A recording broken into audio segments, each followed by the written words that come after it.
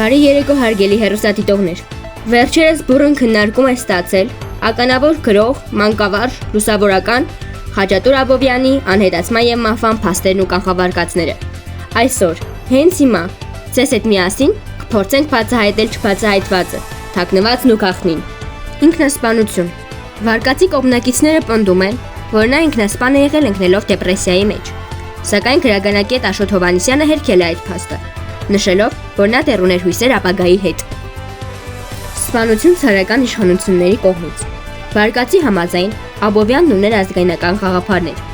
որի պատճառով էլ սպանվել է ցարական իշխանությունների կողմից։ Սակայն հայ պատմաբան Լեոն գրել է, որ այս վարկածը չունի բավարար ապացույցներ։ Սպանություն թուրքի կողմից։ Մեկ այլ վարկածի համաձայն նա սպանվել է այն թուրքի կողմից, ում տուն հաճախ այցելություններ է ունեցել։ Ասում է, որ կինը խորհուրդ է տվել չայցելել այլևս այդ թուրքի տուն, սակայն Աբովյանը չի լսել եւ շարունակել է այցելությունները։ Ամենատարածված վարկածը՝ աքսորում Սիբիր։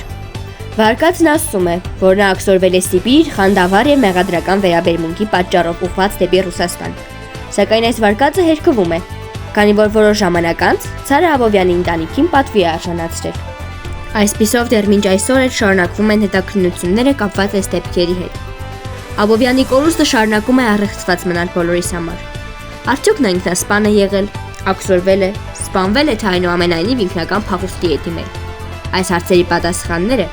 դեռ ոչ ոք չունի։